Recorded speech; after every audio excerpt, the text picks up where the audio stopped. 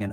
នកងារស្រាប់តែគាត់សម្គាល់ឃើញបរិះគួរឲ្យសង្ស័យម្នាក់កំពុងលួចចាក់វត្ថុរាវមិនស្គាល់ចូលក្នុងស្រះក្រឡុកខណៈដែលអ្នករត់តូមិនចាប់អារម្មណ៍ភ្លាមនោះអ្នករត់តូបានភេសជ្ជៈទៅឲ្យគោដៅដើម្បីកុំឲ្យគោដៅសន្លប់មុនពេលទទួលបានព័ត៌មានប្រយោជន៍ស៊ូសានក៏ប្រញាប់ទៅព្រាមនាងថាមានគេទើបតែលួចដាក់ថ្នាំងុយគេងក្នុងភេសជ្ជៈរបស់នាងស្ត្រីអ្នកមានឈ្មោះរ៉េណាមិនជឿអ្វីដែលស៊ូសាននិយាយនៅពេលដំបូងឡើយនាងក៏ហៅអង្គរៈនៅក្បែរនោះមកសួរដោយសង្ស័យសូមឲ្យគាត់ចេញទៅខាងក្រៅដើម្បីពិនិត្យមើលថាតើស៊ូសាននិយាយការពិតឬអត់មិនយូរប៉ុន្មានបន្ទាប់ពីអង្គរៈចេញទៅក៏ត្រឡប់មកវិញហើយប្រាប់នាងថាពួកគេពិតជាបានចាប់បានបរិះគួរឲ្យសង្ស័យម្នាក់នៅមាត់ទ្វារទើបតែពេលនោះទេដែលស៊ូសានដឹងថាបរិះស្លៀកពាក់ខ្មៅដែលហាក់ដូចជាកំពុងញ៉ាំអាហារនៅក្បែរនោះតាមពិតទៅសុទ្ធតែជាអង្គរៈរបស់រ៉េណាបន្ទាប់ពីនោះរ៉េណាក៏នាំបរិះនោះទៅមាត់ទ្វារហើយសួរថាតើគាត់បានលាយទឹកផ្លែឈើរបស់នាងឬអត់ប៉ុន្តែបរិះនោះបដិសេធមិនព្រមទទួលទោះជាយ៉ាងណាក៏ដោយរ៉េណាមិនចង់ខ្ជះខ្ជាយពេលវេលាឆ្លោះជាមួយគាត់ទេនាងប្រាប់គាត់ឲ្យផ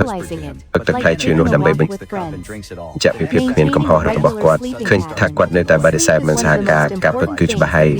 យរ៉េណាក៏អូនទៅចិត្តត្រជាបរិះនោះភ្លាមនឹងគ្មាននរណាម្នាក់ដឹងថានាងសឹកប្រាប់អ្វីទៅគាត់ទេប៉ុន្តែក៏យកពេលនោះមកផឹកអស់មួយវិនាទីបន្ទាប់មកបំពង់កែវរបស់នោះក៏ចាប់ផ្ដើមរលាយបាត់ស៊ូសានភ័យខ្លាំងណាស់រហូតដល់សន្លប់នៅនឹងកន្លែងប៉ុន្តែទង្វើរបស់នាងដែលការពារនរណាម្នាក់ធ្វើឲ្យរ៉េណាមានការចាប់អារម្មណ៍ដូច្នេះរ៉េណាក៏អញ្ជើញនាងមកញ៉ាំអាហារជាមួយគ្នាហើយប្រាប់នាងដែលសប្បុរសកុំឲ្យទុកចិត្តនាងអាចបញ្ជាទិញអ្វីក៏បានតាមចិត្តប៉ុន្តែក្នុងនាមជាភ្នាក់ងារ CIA ស៊ូសានមិនដែលមកកន្លែងលំដាប់ខ្ពស់បែបនេះពីមុនមកទេនាងក៏ភ្លាមបង្ហាញពីភាពខ្មាស់អៀនរបស់នាងនៅពេលនាងនិយាយព្យាយាមលាក់បាំងភាពខ្មាស់អៀនស៊ូសានក៏សូមឲ្យអ្នករត់តូយកអាហារពិសេសពីភោជនីយដ្ឋានក៏ប្រញាប់យកចានអាហារសម្រានមកសំណាងល្អស៊ូសានដែលតែងតែចូលមើលអ៊ីនធឺណិតភ្លាមក៏ដឹងថានេះមិនមែនជាអ្វីដែលត្រូវញ៉ាំនោះទេនាងក៏អាចនៅក្បែរគោលដៅរបស់នាងបានប៉ុន្តែនៅពេលនេះនាងក៏និយាយលេងចេញនៅពេលនេះនាងគ្មានជំរឿអ្វីក្រៅពីផ្លាស់ប្ដូររឿងរបស់នាងក៏ហៅថានាងមកពីទីក្រុងតូចដាច់ស្រយាលហើយបានចំណាយប្រាក់សន្សំទាំងអស់របស់នាងដើម្បីធ្វើដំណើរទៅទីក្រុងរ៉ូមនឹកស្មានមិនដល់រឿងនេះពិតជាធ្វើឲ្យរ៉េណាមានអារម្មណ៍នាងក្រវីដៃហើយនិយាយថានាងនឹងទៅទីក្រុងប៊ូដាប៉េសសម្រាប់កិច្ចព្រមព្រៀងអាជីវកម្មបន្តហើយចង់នាំស៊ូសានទៅជាមួយដើម្បីសប្បាយ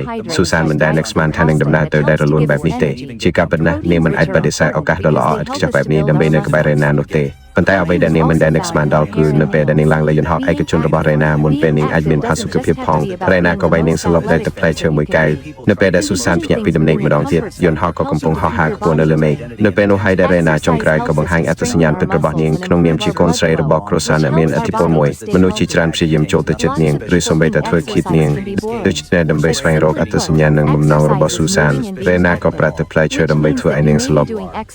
បន្ទាប់មកក៏ឆែកមើលរ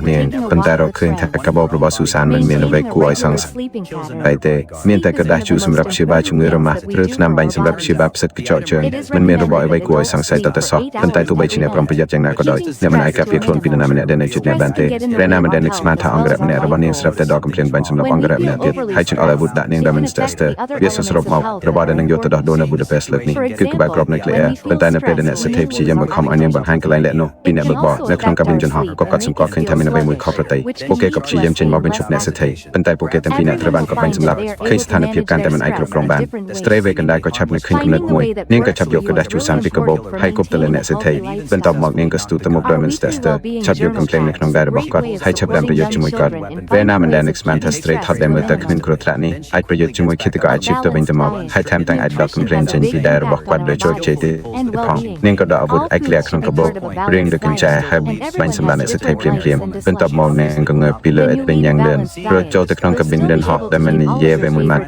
ហើយក៏ទាញយន្តហោះដែលកំពុងធ្លាក់នោះឲ្យត្រឡប់មកស្ថិតក្រោមការគ្រប់គ្រងវិញនៅចំណុចនេះប្រសិនបើនៅតែជាថាស៊ូសានគ្រាន់តែជាស្ត្រីធម្មតានាងច្បាស់ជាមិនជឿទៀតទេឃើញតែការខ្លាយបន្លំរបស់នាងត្រូវបានលាតត្រដាងអត្តសញ្ញាណពិតរបស់នាងការសម្ដែងដ៏គួរឲ្យជឿជាក់របស់ស៊ូសានរួមផ្សំជាមួយនឹងការពិតដែលនាងទៅបានសង្គ្រោះជីវិតរ៉េណាធ្វើឲ្យរ៉េណាយកព្រមទទួលយកនាងជាអង្គរៈផ្ទាល់ខ្លួនមិនយកបញ្ហាក៏ចោទដោយនៅប៊ូដាប៉េសនៅពេលនេះស៊ូសានកំពុងដាក់ទូទាំងស្រុងដែលគ្រប់តាមការតែបកិច្ចរបស់អង្គរៈឯកជនយ៉ាងតឹងរ៉ឹងអ្នកណាដែលហ៊ានចូលទៅជិតរ៉េណាដោយមិនប្រុងប្រយ័ត្ននាងនឹងកម្ចាត់ពួកគេដោយមិនស្ទះស្ទើរនៅពេលនេះស៊ូសានគិតថានាងបានឈ្នះទាំងស្រុងហើយទទួលបានទំនុកចិត្តពីស៊ូសានបន្ទាប់ពីបញ្ជូនរ៉េណាត្រឡប់ទៅបន្ទប់សន្តានាងក៏បានបើកឧបករណ៍ស្ដាប់នៅលើខ្លួនរបស់នាងដែលរំភើបដើម្បីប្រាប់ CIA ថានាងបានទៅដល់គោលដៅហើយប៉ុន្តែមិននឹកស្មានថានាងបានរកឃើញថារ៉េណាបានដំឡើងកាមេរ៉ាលាក់នៅក្នុងបន្ទប់របស់នាងដែលគ្មានជម្រើសផ្សេងនាងអាចត្រឹមតែចេញទៅខាងក្រៅដើម្បីរាយការណ៍ពីស្ថានភាពប៉ុន្តែនាងមិនដែលនឹកស្មានថាអ្នកតាក់ទងរបស់នាងពិតជាបានតាមនាងរហូតមកពីអាមេរិកវាសរុបមកដើម្បីកុំឲ្យបែកធ្លាយ ลีอัตสัญญาณระบบนี้สุสานบันบัดรอดอุปกรณ์ต่างๆในเป็นโจทย์จิตเรนะในเซตเทมิงกับเรือบรมทักไรมันเรื่องเอาไว้การล้างโดยเฉพาะโปเกก็เป็นจูนนันซีอัตตามด้านนี้เป็นแต่ไว้ได้ขณะนั้นในรวมถึงตัวพิธาขณะเป็นในต่างที่นิยมเนี่ยเรนาก็สลับแต่เล็กมุกในปิกรอยโปเกเอเลนี้อัตสัญญาณเดสุสานขัดคำเปลี่ยนแปลงมันกัดหัดโดยจิตรบันเลตดังกังสรงแต่สุสานนั้นเป็นโยปีอัตสัญญาณระบบจนประปนเมียนระบบนี้โดยระเบียบนะในขนมพิบันตอบยิ่งในบรรทอเรียนร้านนี้